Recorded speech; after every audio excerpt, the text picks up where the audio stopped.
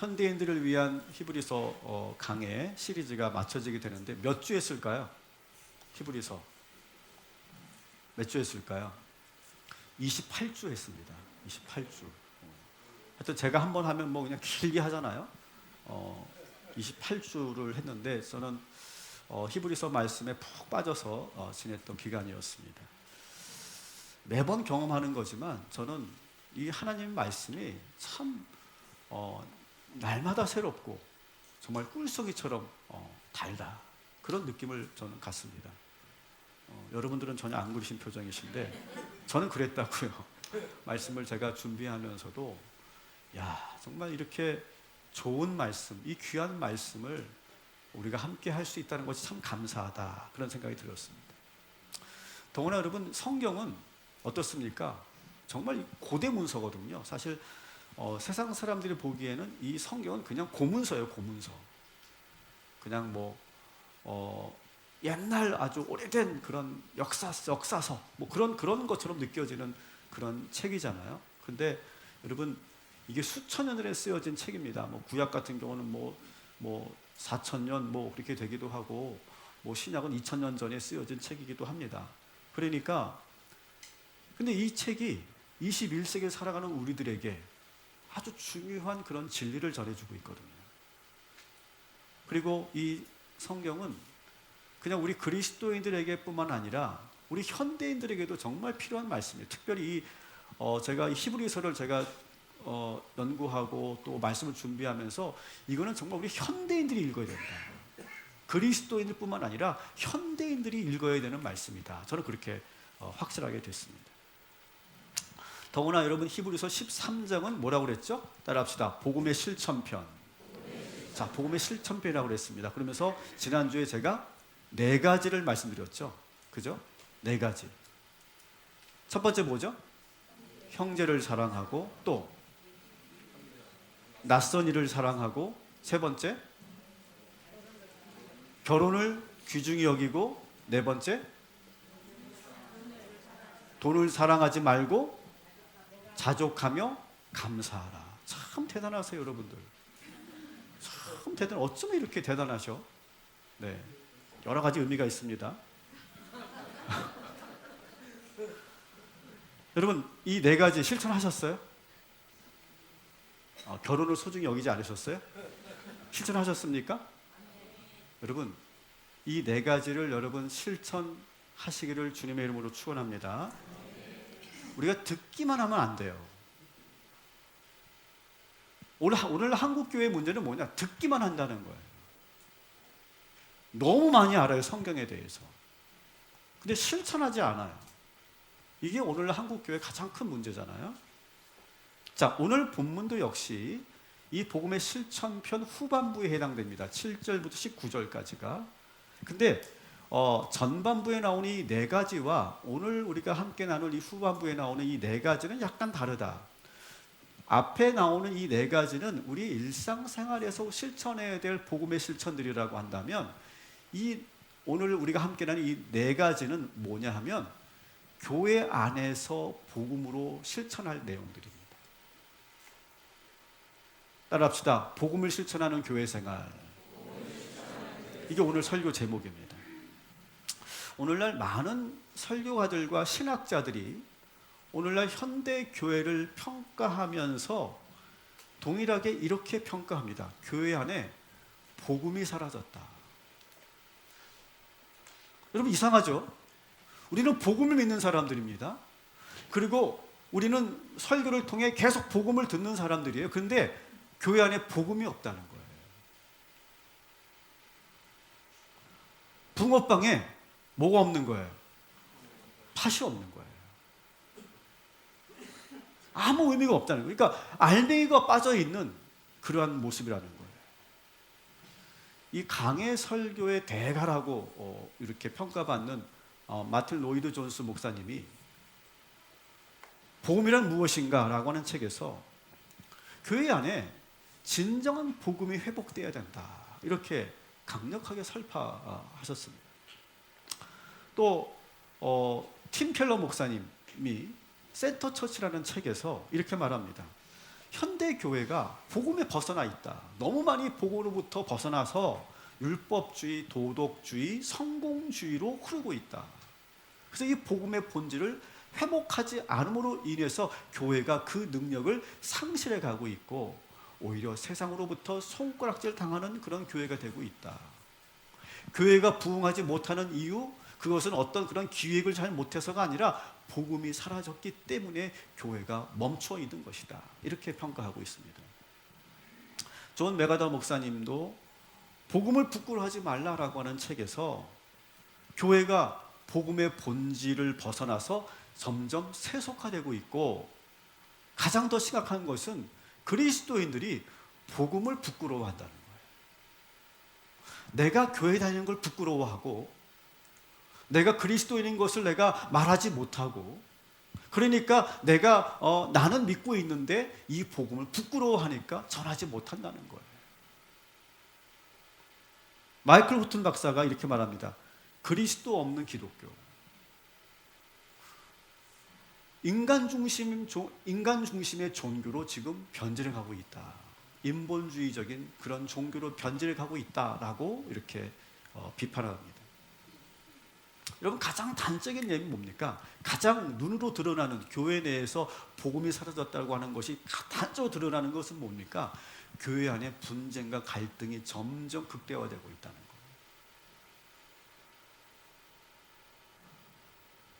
교회 안에서 갈등이 끊이질 않아. 근데 여러분 생각해 보세요. 복음을 믿는다, 복음으로 산다라고 하면 어떻게 해야 됩니까? 갈등을 일어날 수 있어요. 근데 그 갈등 어떻게 합니까? 조정하고 화해하고 타협해가는 그런 과정에 있어야 그 교회가, 공동체가 복음이 살아있는 거죠.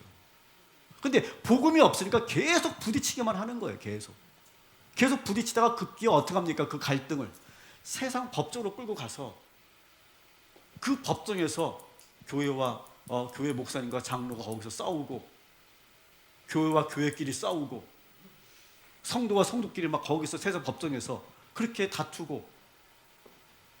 여러분, 갈등이 있다는 것 자체가 이미 뭡니까? 복음이 없다는 얘기죠. 두 번째로, 오늘날 교회에 뭐가 문제냐? 복음 대신에 성공과 번영이 설교 중심이 된다는 거예요. 많은 교회가 성공주의, 번영신학을 가르치며 복음을 왜곡하고 있어요. 번영신학이 뭐냐 하면, 여러분 예수 믿으면 여러분 성공합니다. 예수 믿으면 여러분 부자 됩니다. 예수 믿으면 하나님께 축복해 주십니다. 그래서 여러분의 모든 꿈과 목표를 다 이루어 주십니다. 그렇게 해서 자꾸 성도들로 하여금 자꾸 뭔가 어떤 세상적인 그런 성공과 축복을 기대하게 만드는, 그리고 물질적이고 세속적인 그런 복을 얻으려고 신앙생활을 하는 그런 교회로 전락하고 있다고 하는 거죠. 세 번째로, 이건 좀 반대인데요.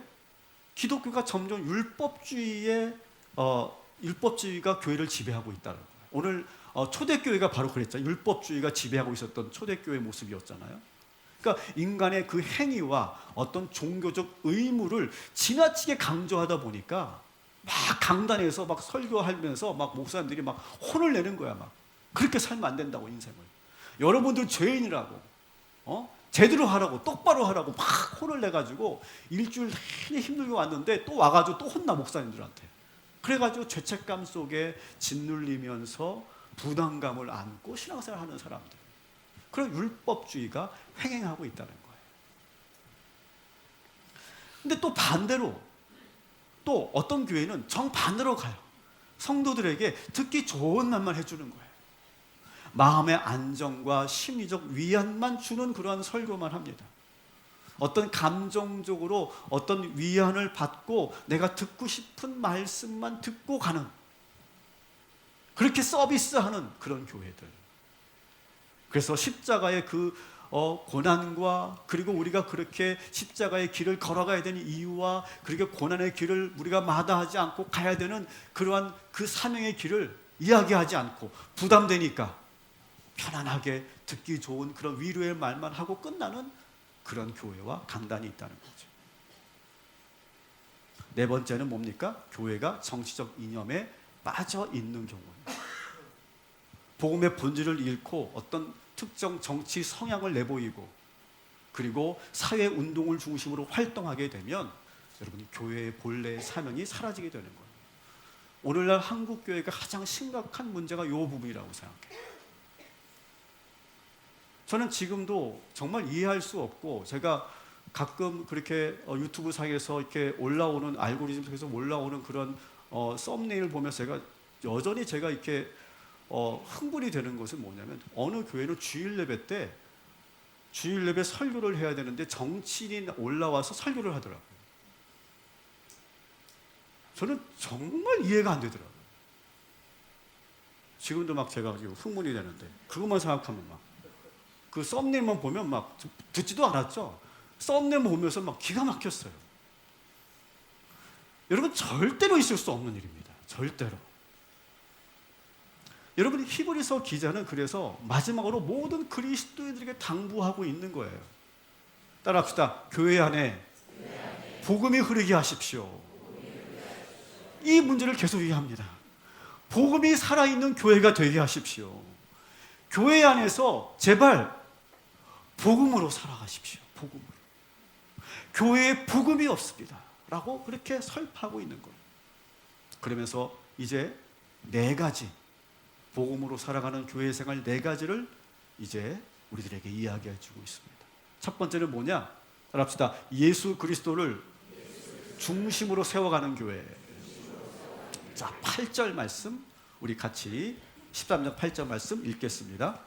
예수 그리스도는 어제나 오늘이나 영원토록 동일하시니라. 아멘. 여러분 우리의 신앙의 대상은 오직 예수 그리스도이심을 믿으시기 바랍니다. 교회의 주인은 오직 예수 그리스도이심을 믿으시기 바랍니다. 여러분 교회는요 예수님이 가르치신 복음을 믿는 사람들이에요.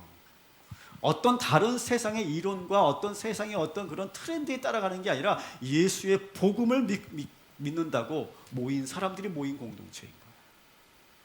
그리스도인은 예수님이 걸어가신 그 십자가의 길, 그 좁은 길을 따라 걸어가는 자들이 그리스도인이고 성도인 줄 믿습니다.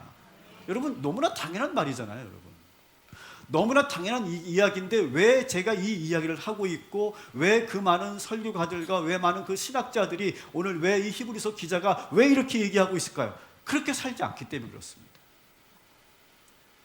여러분 담임 목사가 교회의 주인일까요? 담임 목사는 교회의 주인이 아닙니다. 그러면 성도 여러분이 그러면 교회의 주인일까요? 여러분도 주인 아닙니다. 우리 교회의 주인은 누굽니까? 오직 예수 그리스도. 저는요 예수님의 종일 뿐이고요. 성도 여러분들은 예수님을 믿고 따르겠다고 결단한 그런 성도들인 거예요. 교회의 주인은 오직 예수님이 한 분임을 믿으시기 바랍니다. 우리가 살아온 환경이 다르고 성격도 다르고 생각도 다 다를 수 있어요. 근데 우리는 뭐에는 하나가 되어야 돼요? 예수 그리스도의 복음에는 하나가 되어야 되는 거예요. 우리의 지식과 우리의 경험과 우리의 지위와 우리의 철학과 우리의 어떤 정치적 성향 다 다릅니다. 여기 오신 분들 다 달라요. 다 달라. 다 다른데 이것이 예수의 복음이고 이것이 하나님의 말씀입니다 라고 하면 여기에 대해서는 우리 모두가 다 아멘 해야 될 줄 믿습니다. 내가 다를 수 있어요. 내가 다른 성향을 가질 수 있어요. 그렇지만 복음에 있어서만큼은 예수에 있어서만큼은 하나가 되어야 될 줄 믿습니다. 그런데 그 당시 교회는 아주 심각한 문제가 있었어요. 오늘날 우리 한국 교회처럼 아주 심각한 문제가 있었는데 먼저 2000년 전에 그 교회에 어떤 문제가 있었는지 먼저 우리가 찾아가 보도록 하겠습니다. 9절 말씀 우리 같이 읽겠습니다. 여러 가지 다른 교훈에 끌리지 말라. 마음은 은혜로서 굳게 함이 아름답고 음식으로서 할 것이 아니니 음식으로 말미암아 행한 자는 유익을 얻지 못하였느니라. 아멘. 자, 여러 가지 다른 교훈에 끌리지 말라라고 하고 그 뒤에 그 당시에 있었던 어떤 사건 하나를 지금 소개하고 있는 거예요. 무슨 사건일까요? 무슨 사건일까요? 음식에 관련된 사건이에요. 소위 음식 규례의 문제. 여러분 이 히브리서는 수신자가 누구라고 그랬죠? 유대 그리스도인이라고 그랬죠. 이 유대 그리스도인들은 어떤 사람들이라고 그랬어요? 율법을 계속 고수하고 지키려고 하는 사람들. 그래서 이 유대 그리스도인들은 계속 그 신앙생활을 하면서 지키려고 했던 것이 두 가지가 있었어요. 첫 번째는 뭐냐? 율법에 규정된 그 음식 규례를 철저히 지키려고 합니다. 우리가 그 레위기서에 보면 나오잖아요. 어떤 음식은 먹고 어떤 음식은 먹지 말아라. 그렇게 나오잖아요. 이 레위기서에 나온 대로 하면 우리는 어제 삼겹살 드신 분들 회개하셔야 돼요. 큰일 나는 거예요. 안 돼요, 안 돼요. 그런데 이 유대 그리스도인들은 이 율법 규례, 음식 규례를 철저히 지켜야 된다. 그리고 두 번째는 뭐냐? 또 하나의 음식이 있는데 제사 드린 음식은 먹으면 안 된다라고 하는 거예요. 여러분 이 말이 맞아요? 맞아요? 틀리지 않게 보이잖아요. 그죠? 틀리지 않습니다. 틀리지 않는데 이게 문제가 됐다는 거예요. 뭐에 문제가 됐냐 하면 여러분 이방 그리스도인들은 율법을 지키던 사람이에요? 안 지키던 사람이에요? 율법 자체를 모르는 사람들입니다.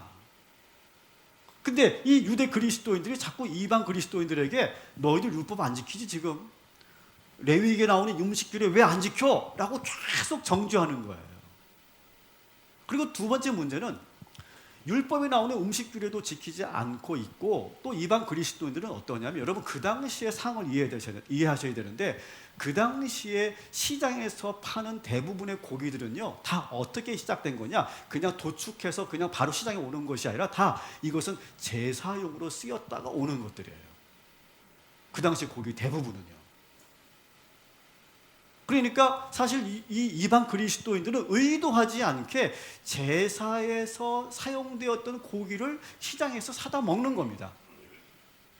근데 이걸 보고 유대 그리스도인들이 계속 정죄하는 거예요. 너희들 이거 봐라. 이게 문제다 이게. 왜 제사 음식을 먹느냐라고 자꾸 추궁하고 계속 혼을 내는 거예요. 정죄하는 거예요. 그러니까 처음에는 그 말을 듣고 이렇게 난감해하기도 하고 또 이렇게 수치스러워하기도 하고 미안해하기도 하고 했는데 너무 계속 율법적으로 계속 추궁을 하니까 여기서 쾅 하고 부딪히게 된 거예요. 갈등이 일어난 거예요. 근데 이 음식 규례의 문제가 오늘 이 본문에서만 나오는 게 아니라 더 심각하게 다룬 부분이 고린도전서 8장과 로마서 14장에는 더 심각하게 이 문제를 다루고 있어요. 그러니까 그 당시에는 이 음식 규례의 문제가 그 당시에 아주 심각한 문제였다는 거예요. 자, 여기에 대해서 사도 바울도 그렇고 오늘 이 히브리서 기자도 그렇고 어떻게 결론을 내렸느냐? 따라합시다. 여러 가지 다른 교훈에 끌리지 말라. 여러분 우리에게 중요한 것은 예수 그리스도지 율법도 아니고 전통도 아니고 교리도 아닙니다. 우리에게 중요한 것은 주님의 은혜로 구원받았다는 것이고 우리가 마음으로 죄짓지 않는다면 그 어떤 음식도 자유합니다 라고 설파하는 것이 사도 바울의 그런 논리고 결론이고 오늘 말씀의 교훈이기도 하죠. 자, 오늘 이 2000년 전의 이 사건을 우리 현대 우리 시대로 한번 적용해 봅시다. 사랑하는 여러분, 우리에게 중요한 것은 복음인 줄 믿으시기 바랍니다. 예수 그리스도께서 우리를 구원하셨다는 사실, 우리는 은혜로 구원받았다는 사실, 여러분 이것만 여러분 분명히 믿으시기를 주님의 이름으로 축원합니다. 복음 이외에 어떤 율법주의에 흔들리지 마시고 오늘날로 본다면 어떤 세상의 지식과 어떤 이 세상의 트렌드에 흔들리지 마시고 이단 사상에 무너지지 마시고 성공주의와 세속주의와 정치 이데올기 의료기에 여러분 현혹되지 마시고 오직 예수 그리스도 중심으로 믿음을 지켜나가시기를 주님의 이름으로 축원합니다. 이것을 지금 첫 번째로 이야기하고 있습니다. 여러분 우리 교회는 복음 중심 예수 그리스도를 바라보며 나아가는 교회가 되어야 할 줄 믿습니다. 두 번째로 따라합시다. 영적으로 예배하고 삶으로 예배해라. 자, 15절 말씀 같이 읽겠습니다. 그러므로 우리는 예수로 말미암아 항상 찬송의 제사를 하나님께 드리자. 이는 그 이름을 증언하는 입술의 열매니라. 아멘. 여러분, 교회는 뭐 하는 곳이에요? 예배하는 곳입니다. 예배하는 곳. 그래서 예배가 살아 있어야 돼요. 여러분, 우리 교회 예배 살아 있습니까? 살아 있습니까? 살아 있죠. 네. 우리 교회 예배는 저는요 자랑할 수 있어요. 우리 교회 예배는 살아 있는 줄 믿습니다. 여러분 이 예배에서 여러분 은혜를 받습니까? 받습니까? 여러분 받죠. 예배에서 은혜가 있어야 돼. 예배에서 은혜가 있어야 되고, 목회자는 뭐 하는 겁니까? 일주일 내내 이 예배를 위해 준비하는 거예요. 저는 일주일 내내 말씀을 준비해서 여러분들에게 은혜를 끼치려고 하고, 말씀을 듣고 여러분이 그 안에서 전율을 느끼고 찔림이 있고 회개하게 만들고 눈물 나게 만들고 그 은혜를 경험하게 하는 일, 그게 제가 하는 일 아니겠습니까? 우리 찬양을 인도하는 우리 전도사님과 모든 사역자들이 하는 일이 뭡니까? 다 여러분이 은혜를 끼치기 위해서. 저 옆에서 우리 예배드리고 있는 우리 D 주니어, D 팀즈 친구들도 오늘 이 시간에 그 예배를 통해서 은혜받게 하는 일, 이게 우리들이 하는 일 아니겠습니까? 근데 예배에 와서 앉아있는데 아무 느낌도 없고 아무 은혜도 없고 감동도 없고 그냥 졸다가 간다면, 여러분 그 교회는요 이미 그 예배의 능력을 사라진 거죠. 여러분, 이곳에서 살아계신 하나님의 임재를 경험하고 만나고 돌아가시기를 주님의 이름으로 축원합니다. 자, 그런데 이 히브리서 전체에서 보셨던 것처럼 이 교회는 어떤 곳입니까? 더 이상 짐승의 피로 제사를 드리는 곳이 아니에요. 그러니까 구약의 그 성막 시대, 성전 시대가 끝나고 이제는 교회 시대가 됐습니다. 이 교회는요 제사 드리지 않습니다. 왜? 영원한 대제사장께서, 대제사장이신 예수 그리스도께서 이 예배를 주관하고 계시고, 그리고 당신이 스스로 완전한 제물로 내어 드리심으로 어린 양 예수의 피로 말미암아 단번에 모든 제사가 다 끝나버렸고, 우리는 이곳에서 휘장이 찢어짐으로 이 교회는 성막으로 본다면 뭐라고 그랬죠? 따라합시다. 지성소. 우리는 지금 이미 다 지성소에 모여있는 거야. 그 당시에는 지성소에 대제사장만 들어갔는데 우리는 이미 이 지성소에 모인 줄 믿습니다.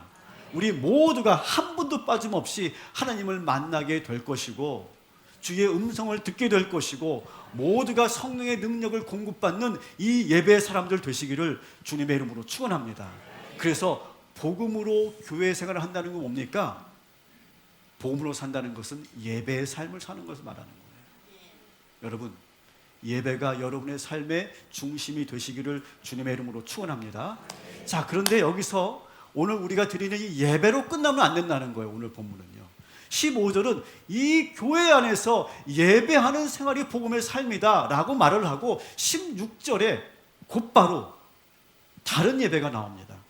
우리 16절을 같이 읽겠습니다. 오직 선을 행함과 서로 나누어 주기를 잊지 말라. 하나님은 이 같은 제사를 기뻐하시느니라. 아멘. 따라합시다. 선을 행하고 나누어 주는 일이 예배입니다. 선을 행하고 나누어 주는 예배, 이것을 하나님께서 어떻게 하신대요? 기뻐하신다요. 기뻐하신대요. 이 말은 뭐냐? 삶으로 예배하라는 거예요. 삶으로.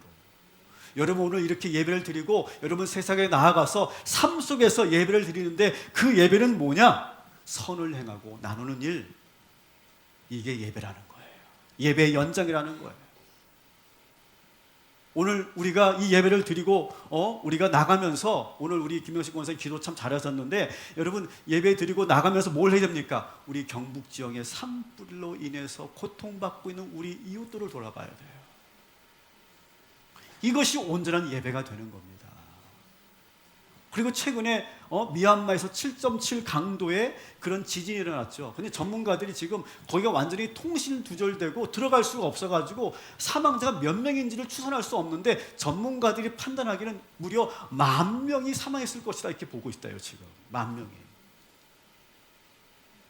근데 공교롭게도 이 안동에는 제가 가장 가까이 지내고 있는 우리 목사님이 거기서 목회를 하고 계세요. 그래서 제가 걱정이 돼가지고 바로 전화를 드렸죠. 그랬더니 아니나 다를까 교인들 가운데 2분이 일터와 집이 전소가 돼가지고 큰 그런 어려움 속에 있고, 다행히 그 교회는 시내에 있기 때문에 산불 피해는 없는데 그 연기가 그냥 도시 전체를 지금 다 깔고 있어서 숨 쉬기가조차 어려운 그런 지경에 있다, 이렇게 말씀을 하시더라고요.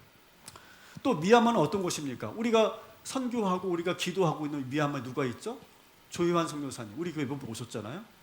그 조혜환 선교사님 걱정되고 전화했더니 참 감사한 것이, 우리 조혜환 선교사님이 원래 만델라이라고 하는 지역에서 선교를 하셨는데 최근에 옮기셨어요. 양곤이라는 지역으로. 근데 지진 피해가 난 곳이 만델라이였어요. 그러니까 정말 큰일 날 뻔했죠. 지금 거기로 들어갈 수도 없고 통신도 인터넷도 다 안 된대요. 어제 제가 뉴스 보니까 특파원이 우리나라 이제 그 앵커하고 이제 서로 대화하는데 순간순간 정전이 되고 끊기더라고요. 그만큼 열악한 상황인 거죠. 사랑하는 여러분, 우리의 예배가 여기서 끝나면 되지 않고 고통받는 이들과 함께하고 그러면서 나의 소유를 나누고 통용하는 일, 이것이 진정한 예배자의 삶인 줄 믿으시기 바랍니다. 우리가 사순절을 보내면서, 우리가 고난주간을 보내면서, 우리가 부활절을 맞이하면서 우리가 해야 될 일, 이 부활의 기쁜 소식을 전하면서 고통받는, 고난받는 이들과 함께하는 그러한 삶으로 예배하는 저와 여러분이 되기를 주님의 이름으로 축원합니다. 세 번째로 따라합시다. 영문 밖으로 나아가라. 자, 그렇게 되기 위해서 교회는 어떻게 해야 되느냐? 교회는 어떤 교회여야 하느냐? 교회는 자 12절 13절 우리 같이 읽겠습니다. 그러므로 예수도 자기 피로써 백성을 거룩하게 하려고 성문 밖에서 고난을 받으셨느니라. 그런즉 우리도 그의 치욕을 짊어지고 영문 밖으로 그에게 나아가자. 아멘. 예수님이 계셨던 곳이 어디인가라고 하는 것을 지금 말하고 있습니다. 예수님은 예루살렘 성 안에 계시지 않았다는 거예요. 풍요롭고 부유한 도시 안에 계시지 않았다는 거예요. 도성 밖에 어디? 베다니에서 함께 하셨어요. 그리고 그들을 특별히 사랑하셨어요. 그래서 여러분, 예수님께서 예루살렘 성으로 들어오시면 성 안에서 사역을 하셨다가 이제 잠을 좀 쉬시고 좀 주무시기 위해서 어떻게 했냐면 항상 성 밖으로 나가셨단 말이에요. 그리고 어디에 계셨어요? 베단이라고 하는 곳에 계셨어요. 근데 이 베단이라고 하는 곳은 어떤 곳입니까? 베단이라고 하는 곳은 나병 환자들도 있고 가난한 사람들만 모여 있는 그런 마을이에요. 그 베단이에 누가 있었죠? 예수님의 가장 친했던 친구? 가장 친했던 친구? 나사로. 나사로가 살던 곳입니다. 마르다, 마리아, 누이가 살던 곳. 거기가 베단입니다. 그리고 나병 환자 시몬이 살던 곳입니다. 그러니까 예수님은요, 그 예루살렘 사역을 하시면서도 항상 성 밖으로 나와서 베단에 머무셨고, 또 예수님께서 십자가에 달리신 곳도 성 밖에 어디였어요? 어디였어요? 골고다. 언덕에서 십자가에 달려 죽으셨죠. 그래서 그림을 보시면 이 그림이 의미하는 바가 뭡니까? 저 멀리 성이 보이죠? 예수님께서 십자가에 달리신 곳은 어디라고요? 성 밖에. 영문 밖이라고 이거를 표현하고 있죠. 여러분, 예수님께서 성문 밖에서 고난 받으셨던 것처럼 우리도 영문 밖으로 나아가자라고 하는 거예요. 우리 다시 한번 우리 12절 13절 우리 다시 한번 읽어보도록 하겠습니다. 그러므로 예수도 자기 피로써 백성을 거룩하게 하려고 성문 밖에서 고난을 받으셨느니라. 그런즉 우리도 그의 치욕을 짊어지고 영문 밖으로 그에게 나아가자. 아멘. 따라합시다. 우리도 영문 밖으로 그에게 나아가자. 여러분, 교회는 어떤 곳이냐? 어떤 곳이냐? 모이기만 하면 안 돼요. 교회 밖으로 나가야 되는 줄 믿습니다. 그냥 우리끼리 모여서 안전하고 풍요로움에 만족하지 말고 우리가 자원해서 이 세상 밖으로 나가는 교회가 되어야 될 줄 믿습니다. 교회 안에만 갇혀 있으면 안 돼요. 우리끼리만 모여 있으면 안 돼요. 어지럽고 힘든 시대일수록 교회가 해야 될 일은 뭡니까? 두루두루 살피고 멀리 보고 관심 가져주는 일, 이것이 우리 교회가 해야 될 일이고 이것이 복음대로 사는 일인 줄 믿으시기 바랍니다. 그래서 우리가 부활절에 우리가 세상으로 나아가는 여러 가지 방법들을 여러분과 함께 나누려고 합니다. 여러분 그때 많이 동참해 주시고 참여해 주시기 부탁드립니다. 마지막 네 번째입니다. 따라합시다. 복음을 가르쳐준 영적 지도자들을 믿고 따르라. 여러분 신앙생활은요 절대 혼자 하면 안 돼요. 혼자 성경 읽고 혼자 여러분이 유튜브로 설교 듣고 혼자 여러분이 기도하고 여러분 그렇게 하면요 어떻게 됩니까? 잘못된 방향으로 갈 수 있어요. 굳이 이다루로 빠지지 않는다 할지라도 여러분 잘못된 방향으로 갑니다. 여러분 유튜브에서 알고리즘이 잘못된 방향으로 타기만 하면요 이미 잘못된 방향으로 가게 되거든요. 그런 거예요. 혼자 하면 그렇게 되는 거예요. 혼자 하면. 그래서 종종 우리 성도님들이 저한테 목사님 이 책은 어떤 책인가요? 또 이 컨텐츠 제가 봐도 되나요? 어떤 컨텐츠이고 어떤 책인가요? 라고 저에게 묻는 분들이 계세요. 제가 잘 설명해 주죠. 그러니까 누군가 이렇게 지도해 줘야 돼요. 혼자 하면 안 된대요. 안 된다는 거예요. 여러분 지도자가 있어야 다른 교훈에 끌리지 않게 되는 거예요. 자, 이렇게 되기 위해서 오늘 이 히브리서 13장에는 두 종류의 지도자를 말하고 있습니다. 자, 첫 번째 지도자는 누구냐? 자, 우리 7절 말씀을 우리 같이 읽어보도록 하겠습니다. 여러분의 지도자들을 기억하십시오. 그들은 여러분에게 하나님의 말씀을 일러 주었습니다. 그들이 어떻게 살고 죽었는지를 살펴보고 그 믿음을 본받으십시오. 아멘. 자, 여기 7절에 나오는 지도자는 어떤 지도자일까요? 이미 이 세상에는 없는 지도자들이에요. 과거 신앙의 선배들을 말하는 거죠. 뭘 보고 알 수 있어요? 오늘 본문에서 어떻게 살고 죽었는지를 살펴보라 이렇게 되어 있잖아요. 그러니까 그 말씀을 통해서 지금 여기서 말하는 지도자는 하늘에 있는 믿음의 선배들을 말하는 거예요. 그 믿음의 선배들의 그런 신앙과 그 삶을 보고 본받으라고 하는 거예요. 쉽게 예를 든다면 우리가 11장에서 믿음의 거장들을 봤죠. 노아, 아브라함, 야곱, 모세, 다윗, 그런 믿음의 거장들. 지금 우리와 함께 하지 않지만 저 하늘나라에 있지만 그 믿음의 거장들의 삶을 우리가 본받고 따라가는 일, 그걸 해야 된다는 거고. 여러분 한국교회도 믿음의 선배들, 훌륭한 믿음의 선배들이 많이 있다고 그랬잖아요. 그죠? 제가 가장 존경하는 그런 그 믿음의 선배는 저는 여멜의 선생님이에요. 저 여자분인데 이 여멜의 선생님의 그 삶을 보면 참 정말 얼마나 감동적인지 몰라요. 그리고 우리가 히브리서 강해에서 제가 소개했던 우리 주룰루 권사님. 그리고 여러분 신사참배를 거부했던 목사님 누구죠? 누구죠? 주기철 목사님 알고 있잖아요. 그죠? 감리교회도 있었어요. 주기철 목사님은 고신 장로교 목사님이시고 감리교회 누가 있을까요? 기억해 주세요. 신석구 목사님. 신석구 목사님도 신사참배에 거부하다가 옥고를 치르고 그리고 6.25 때 처형당하셨거든요. 그러니까 일제시대 때부터 6.25 때까지 온갖 고난을 고초를 겪으시면서 끝까지 믿음을 지켰던 믿음의 선배, 우리 감리교회 누가 있다고요? 신석구 목사님이 계세요. 그리고 손영환 목사님 같은 분들. 여러분 이런 선배들의 신앙을 본받아야 할 줄 믿습니다. 지금 우리에게는 우리와는 함께하지 못하지만 우리에게 큰 그런 믿음의 영감을 준 선배들. 자, 두 번째 지도자들이 나옵니다. 두 번째 지도자들, 우리 17절 같이 읽겠습니다. 여러분의 지도자들의 말을 고지 듣고 그들에게 복종하십시오. 그들은 여러분의 영혼을 지키는 사람들이요, 이 일을 장차 하나님께 보고드릴 사람들입니다. 그러므로 여러분은 그들이 기쁜 마음으로 이 일을 하게 하고 탄식하면서 하지 않게 해주십시오. 그들이 탄식하면서 일하는 것은 여러분에게 유익이 되지 못합니다. 아멘. 지금 두 번째 지도자는 누구냐 하면 현재 우리를 이끌어주는 지도자들입니다. 현재. 여기서 말하는 그 지도자를 저는 담임 목사라고만 말하고 싶지 않아요. 목회자라고만 말하고 싶지 않아요. 우리 교회 많은 리더십들, 이 목회자들 뿐만 아니라 우리 장로님, 권사님들, 그리고 교우장님들, 셀 리더들, 우리 일대일 양육자들, 우리 교학교 선생님들이 다 리더십들이죠.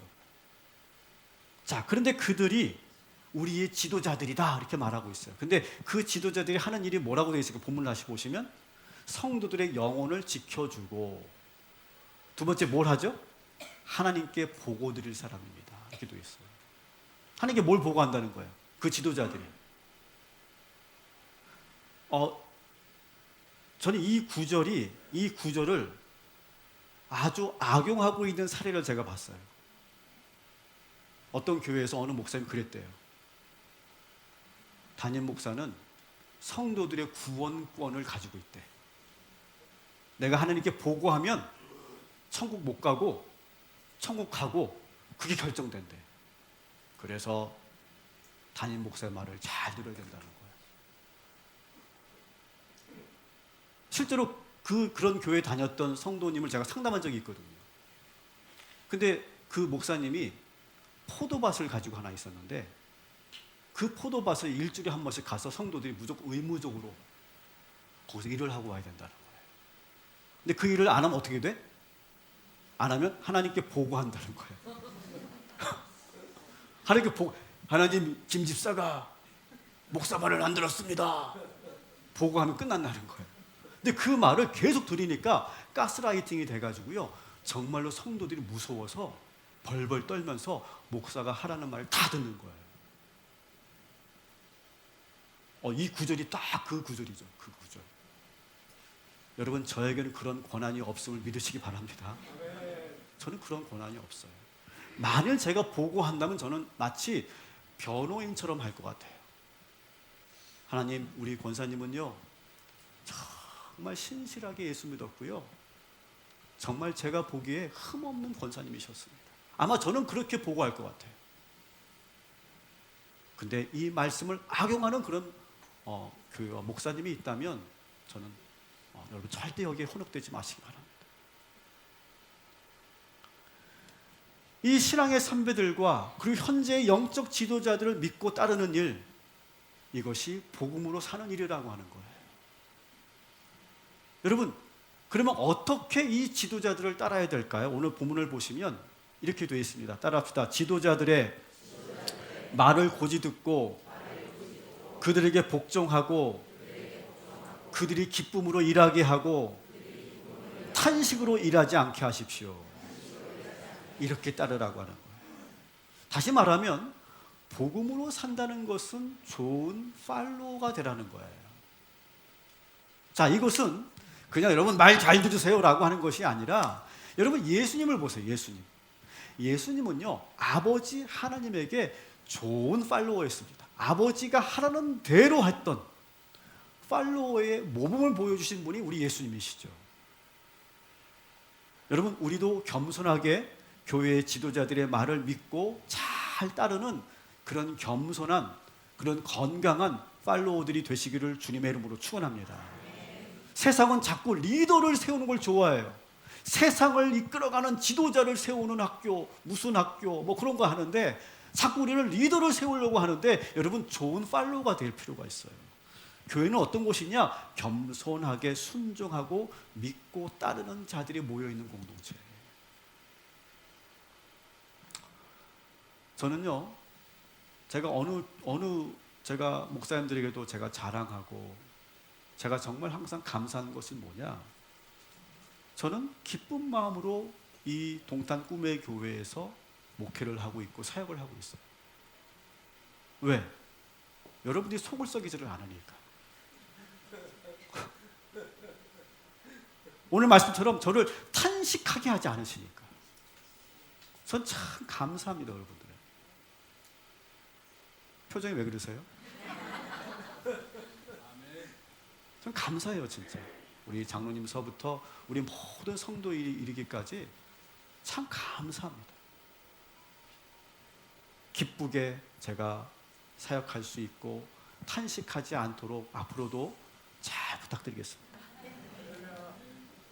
우리 그런 교회가 되자는 거예요. 여러분, 이게 단순히 담임 목사에게만 잘하자고 하는 게 아닙니다. 여러분을 지금 섬기고 있는 우리 지역교회 사역자들, 사실 다 아들 같은 사람들이죠, 여러분. 어떤 경우는 손주 같은 그런 전도사님, 목사님들입니다. 그런데 잘 섬겨주십시오. 그것이 복음대로 사는 것임을 믿으시기 바랍니다. 그리고 여러분의 그 교우자님들, 우리 장로님들, 우리 셀 리더들, 그 일대일 양육자들 여러분 잘 믿고 따라가 주시기 바랍니다. 그게 복음으로 사는 거라는 거예요.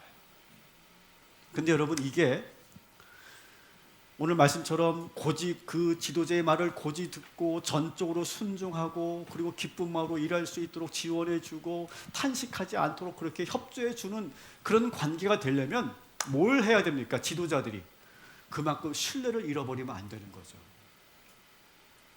저도 그렇고 우리 모든 지도자들이 신뢰를 잃어버리면 안 돼요. 장로님들도 그렇고. 신뢰를 잃어버리지 않고 그리고 늘 그렇게 신뢰 속에 있을 때 자발적으로 그렇게 헌신하고 순종하고 믿고 따르는 그런 사람들이 되는 것이죠. 우리 교회 리더십들에게 부탁드립니다.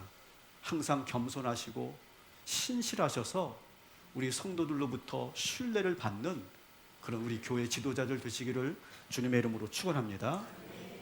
이제 말씀을 마칩니다. 이제 28주간의 모든 히브리서 강해를 마치게 됩니다. 여러분, 세 가지를 여러분 잊지 마십시오. 첫 번째, 예수 그리스도만이 우리의 참 소망 되심을 믿으시기 바랍니다. 히브리서에서 계속 강조됐고 반복됐던 거, 우리의 영원한 대제사장이시고 완전한 희생 제물이 되시며 완전한 중보자 되시는 예수 그리스도만 붙잡고 나아가라. 믿음의 주여 우리를 온전케 하시는 예수만 바라보라. 이게 바로 히브리서의 핵심 구절이죠. 두 번째, 믿음의 경주를 끝까지 달려가시기를 주님의 이름으로 축원합니다. 히브리서 11장에 나오는 그 믿음의 거장들처럼, 그들이 믿음을 보여준 것처럼 하나님께서 약속하신 믿음의 본향까지 본향을 바라보면서 끝까지 흔들리지 마시고 믿음을 지켜나가시기를 주님의 이름으로 축원합니다. 세 번째로, 삶을 복음으로 증거하시기 바랍니다. 복음은 단지 지식이 아니라 우리 삶 속에서 나타나야 됩니다. 여러분, 서로 사랑하시고 낯선 이들을 환대하시고 갇힌 자들과 울고 있는 자들과 함께 하시고 교회에서나 가정에서나 참된 주님의 제자로 살아가시기를 주님의 이름으로 축원합니다. 지도자들을 존중해 주시고 그 권위에 인정해 주시고 우리가 하나로 연합되어지는 그런 믿음의 공동체, 그런 건강한 교회, 복음의 능력이 살아 역사하는 그런 동탄 꿈의 교회가 되기를 주님의 이름으로 축원합니다.